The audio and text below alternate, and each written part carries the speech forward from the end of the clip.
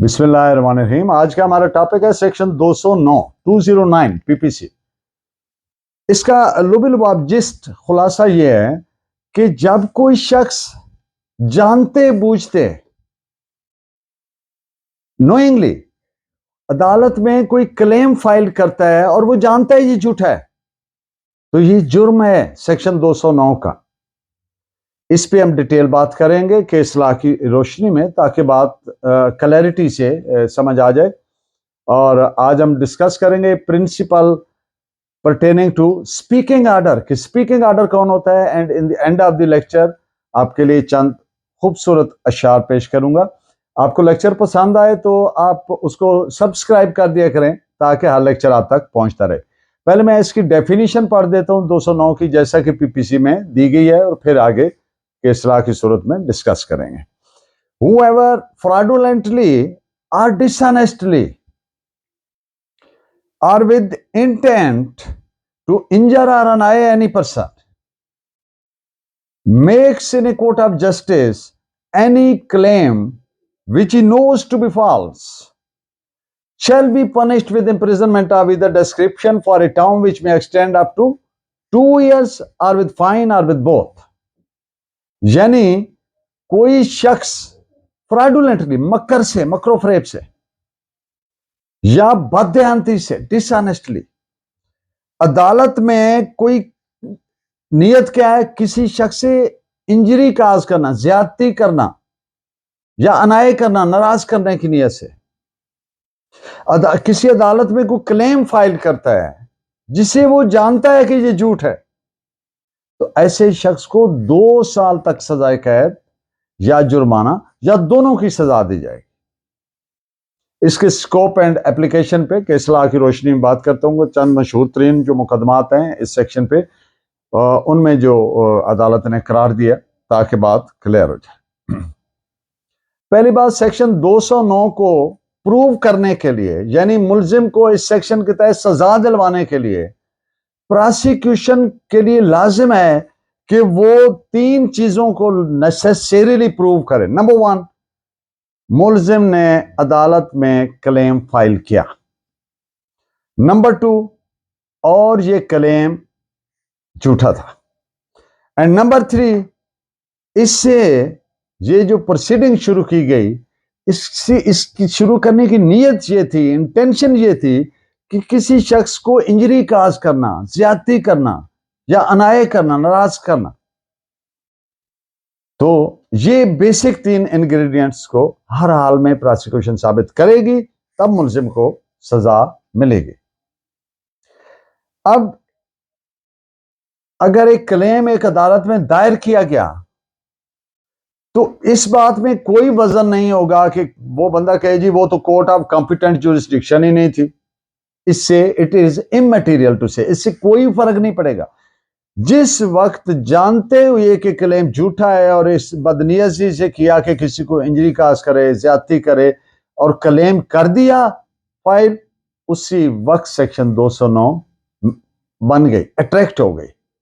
वो बात की बात है कि वो आया, उसको जुरिस्डिक्शन थी नहीं थी, इसका 209 की सेहत पे कतन कोई फर्क नहीं पड़ेगा। इस पे आपके इस्लाह नोट फरमाएं, AIR 1919 इलाहाबाद पेज 323।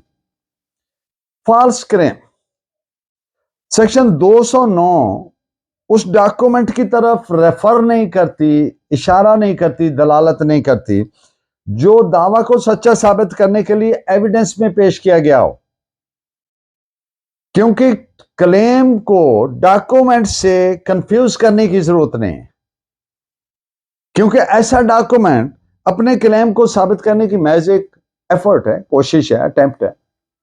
तो इस पे केसला नोट फरमाएं, AIR 1916 मद्रास पेज 1105।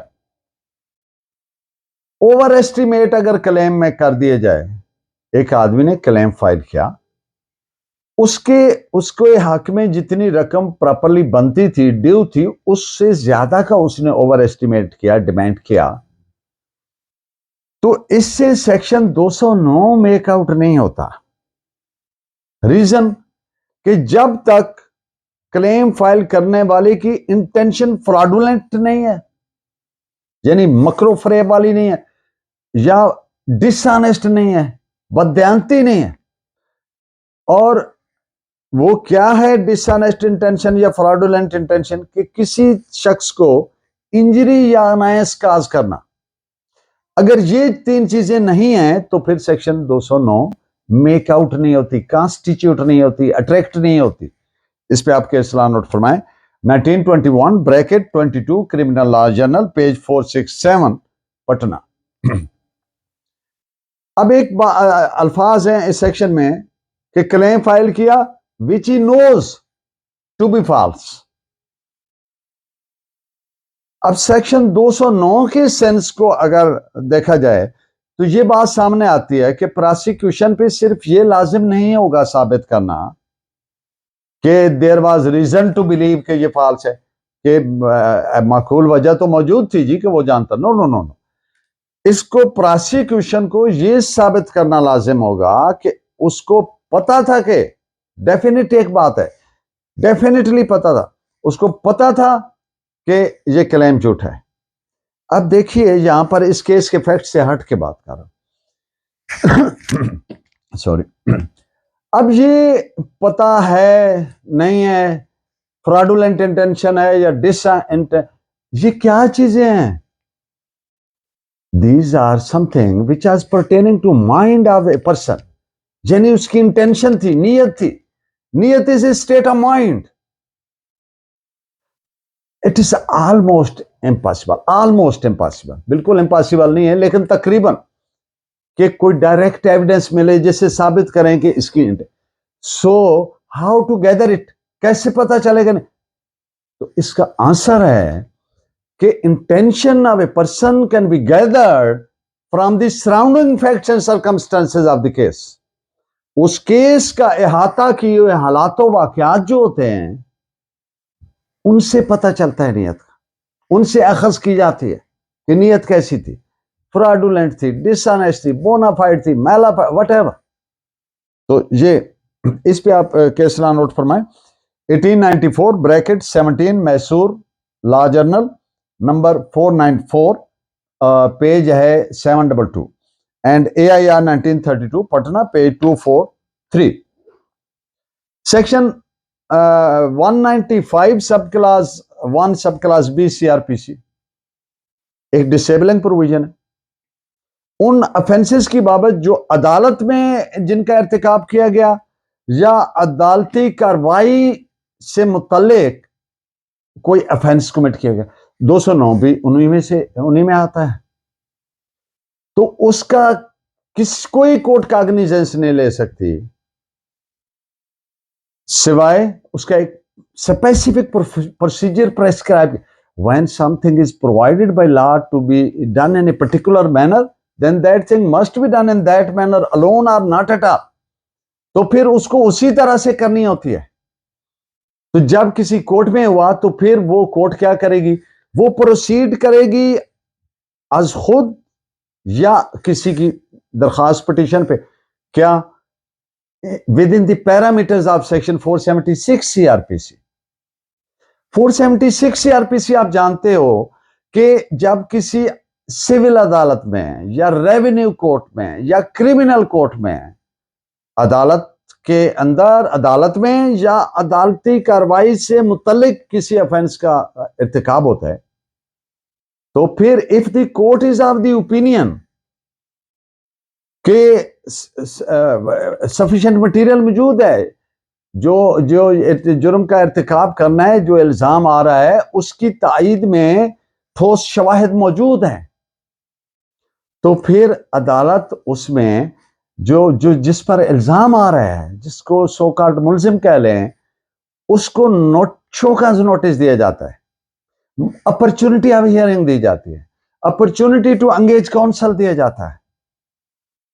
आप जानते हैं किसी की बात सुनना जिसके खिलाफ कोई एडवर्स या पीनल एक्शन लेना है वो बहुत जरूरी है, क्योंकि अनहर्ड कंडेम किसी को नहीं किया जा सकता। It is against the norms and principles of natural justice. और even the Satan was not condemned unheard. तो उसकी बात सुनी जाएगी, उसको मौका दिया जाएगा।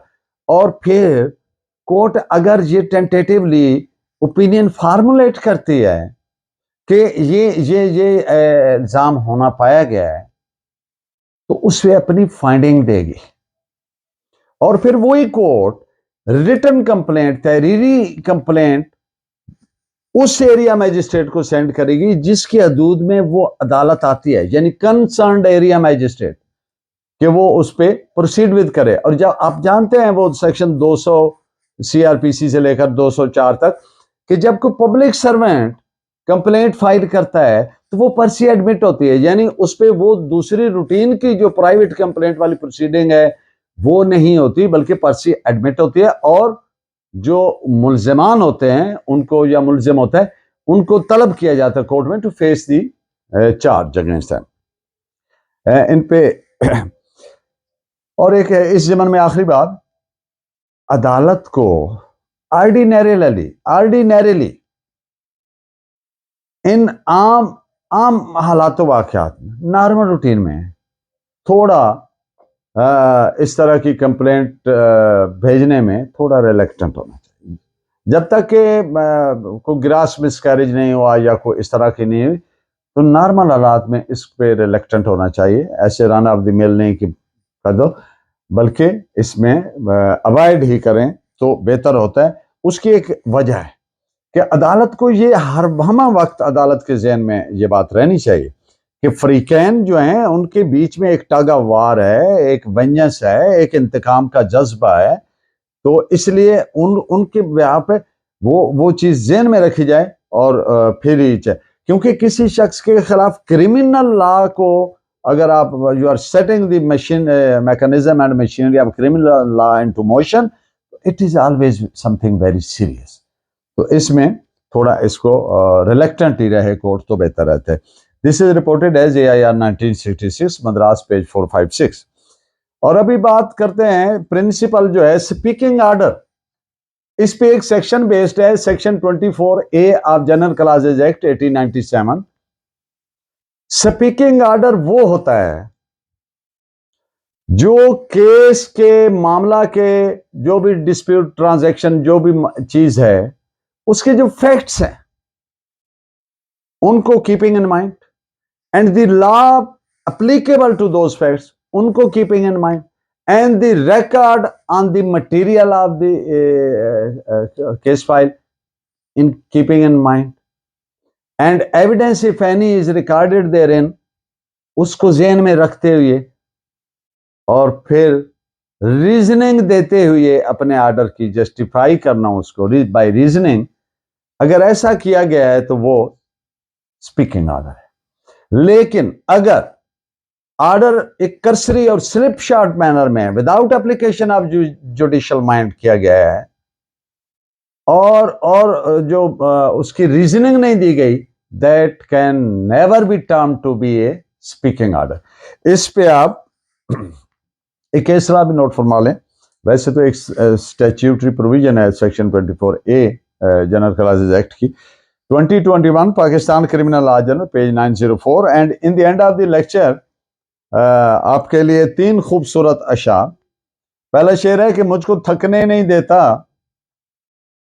जरूरत का पहाड़, मेरे बच्चे मुझे बूढ़ा नहीं होने देते। और उसके बगैर आज बहुत जी उदास है,